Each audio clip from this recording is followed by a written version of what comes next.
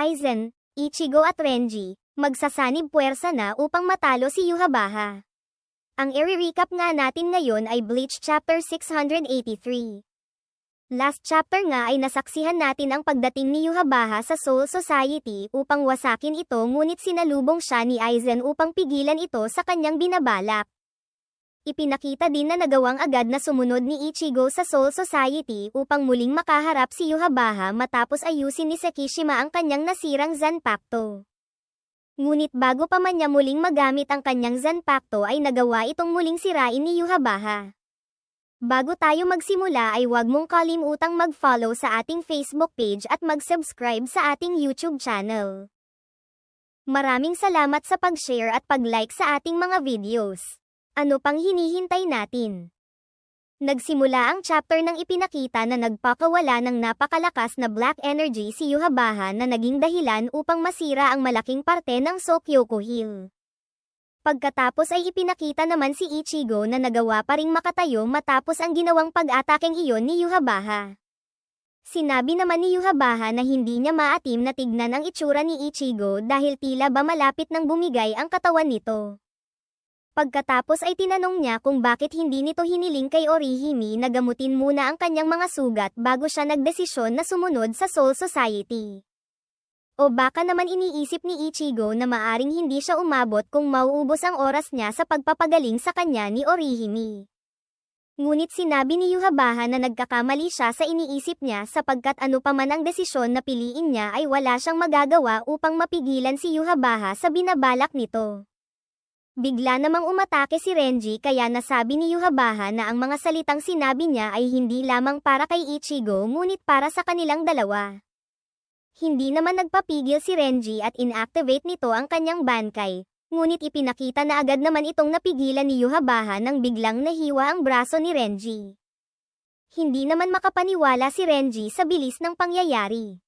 Pagkatapos ay sinabi ni Yhwach na walang epekto ang mga Bankai nila laban sa kanya sapagkat nagawa na niyang sirain ang mga ito sa hinaharap. Ngunit kung magpupumilit pa rin sila ay wala siyang magagawa kundi tapusin sila gamit ang mga kamay nito nang sa gayon ay mas maintindihan nila ang mga pangyayari. Ngunit bago pa man tuluyang tapusin ni Yhwach si Renji ay bigla naman siyang hinarang ni Aizen upang protektahan si Renji.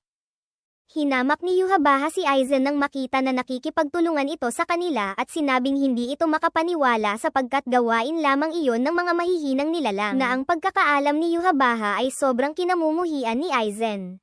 Hindi naman sumagot si Aizen sa sinabing iyon ni Yhwach pagkatapos ay inactivate nito ang Hado number 99. Isa itong Forbidden Kido spell dahil sa napakalaking pinsala na maaring idulot nito pagkatapos ay tumatawag ito ng mga dragon na gawa sa Rietsu mula sa lupa upang atakihin ang kalaban. Sinugod ni Aizen si Yhwach gamit ang kanyang Kyoka-Suigetsu ngunit tinanong naman siya ni Yhwach kung may napansin ba ito sa kanyang Zanpakuto. Biglang sumigaw si Yhwach at sinabing nagawa na rin niyang sirain pati ang Kyoka-Suigetsu ni Aizen. Pagkatapos ay inatake niya ito ng isang energy blast na naging dahilan upang lumipad si Aizen sa malayo. Pagkatapos ay sinabi niya na wag na ring subukan pa ni Ichigo na umatake sapagkat nakikita niya rin ang binabalak nito nang biglang ipinakita na naputol ang braso ni Ichigo. Sa kabila nito ay inatake pa rin ni Ichigo si Yhwach gamit ang basag niyang Zanpakuto ngunit madali naman itong napigilan ni Yhwach.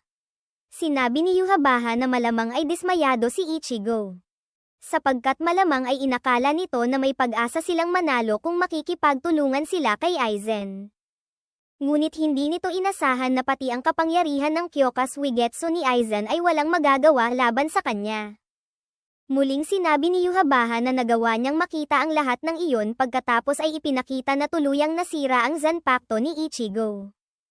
Sinabi niya kay Ichigo na ito na ang katapusan nito pagkatapos ay binutas niya ang katawan ni Ichigo gamit ang isang napakalakas na energy blast.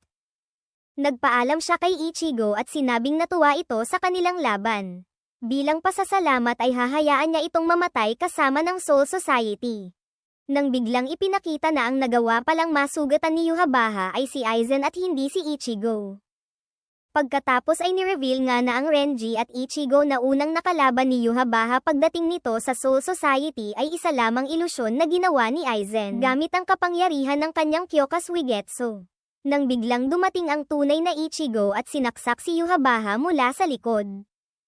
Pagkatapos ay pinakawalan nito ang isang napakalakas na Getsuga Tensho na tuluyang tumapos kay Yhwach. Kung nagustuhan mo ang recap na ito ay huwag mong kalimutan na i-like ang video na ito at mag-subscribe para mapanood mo ang kasunod.